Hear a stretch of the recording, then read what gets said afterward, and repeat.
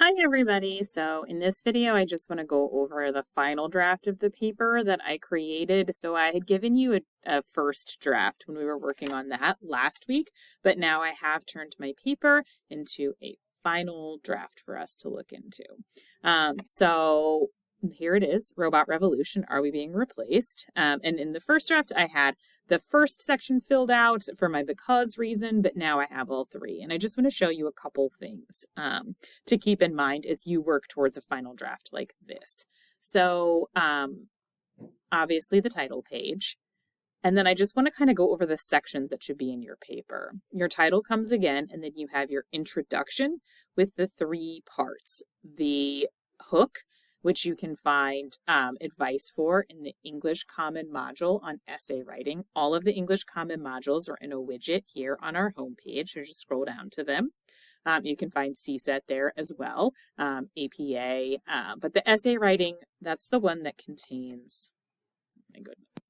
Hi everybody, I'm making this video as a companion to go along with the draft that I completed a final version of. So I have a sample final draft of the summary response paper for you based off of the draft that I had already worked on in class and then given you a sample of last week. I now have a completed version of it that you can follow as a model for your final version. And I want to show you a couple things and give you some resources and some tips and some tricks. So first of all, we have the title page. If your template doesn't look, or if your title page doesn't look just like this, make sure to download the template. It's available in the week 9 announcement because you want your title page to look exactly like this one. Obviously with your own information included. And then to go over the structure of the paper, the first thing that we have is the subheading, which is the title again, because what we're about to include here is the introduction. And we have our hook.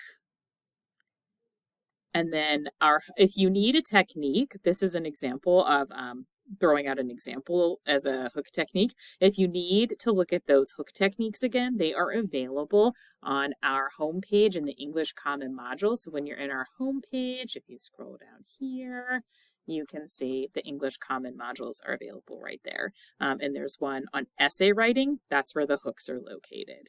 You can also go to CSET from there, APA.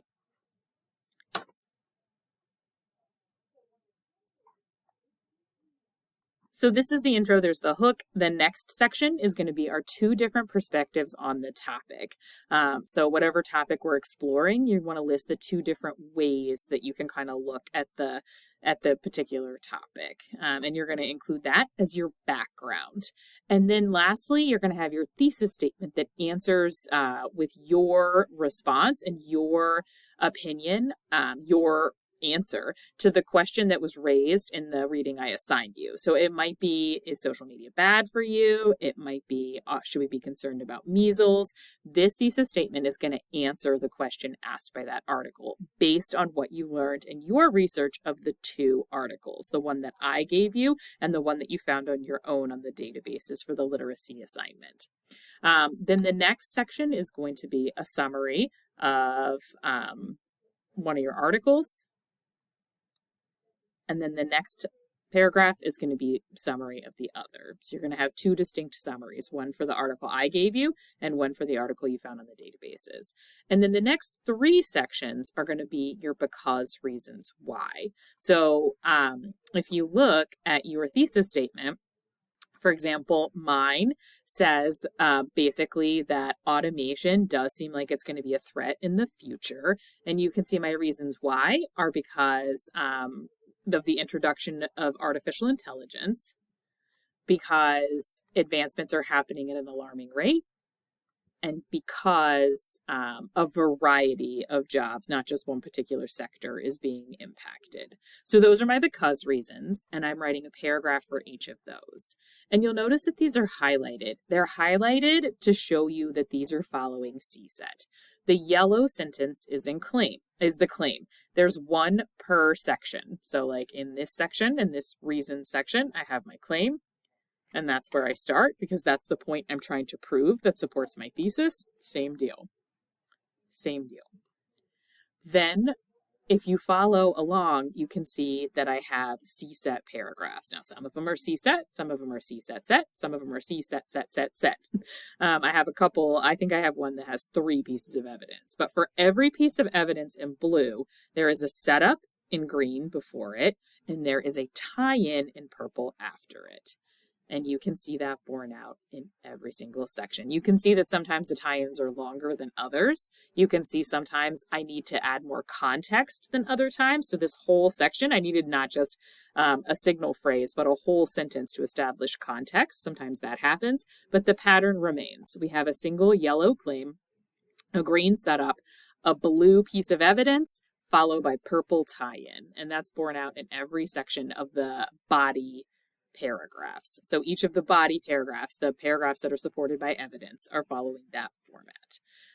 So if you're having trouble with these purple areas, I did link in the announcement this article that's tie-in prompts. This is something another instructor made using AI, and they're questions that you can answer in your tie-in sentences to make them deeper. So if you're having trouble and your tie-in just feels like you're summarizing the evidence that came before, that's not what we're looking for. We're trying to make comparisons and connections, and if you're struggling to do that, ask yourself these questions and answer them in complete sentences to help you generate your tie-in response. The last thing I want to show you is something that I tried out myself on ChatGPT, which is I included the questions from the Things to Check in 101 conference. This is also available for you in the week 11 announcement. And I cut and paste these questions about what a CSET paragraph should have. And I said, hey, these are the questions that I want to ask. Can you answer based on my paragraph? Did I do these things? And you can see it did a pretty good job answering it. Now, I will say, is all the evidence tied in? It says yes, but it says that because I use transitions. We know that that's not what a tie-in means, but AI is not very smart. So that question may not be as helpful. But I wanted to point this out because this is a method that you can use. So you can see that I pasted in my questions and then I uploaded my paragraph. And that gave me some advice without giving me any kind of rewrite or revision. It just gave me some advice outside of my head.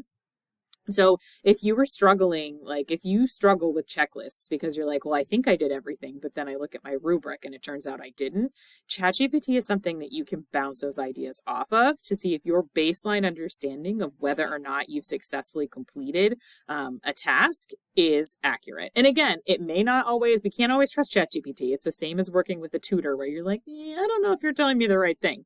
You kind of want to watch out for that, but it does give you kind of like a baseline type of feedback to see, for things like, are there at least 2 pieces of supporting evidence? That's a good thing to have, ChatGPT check for you.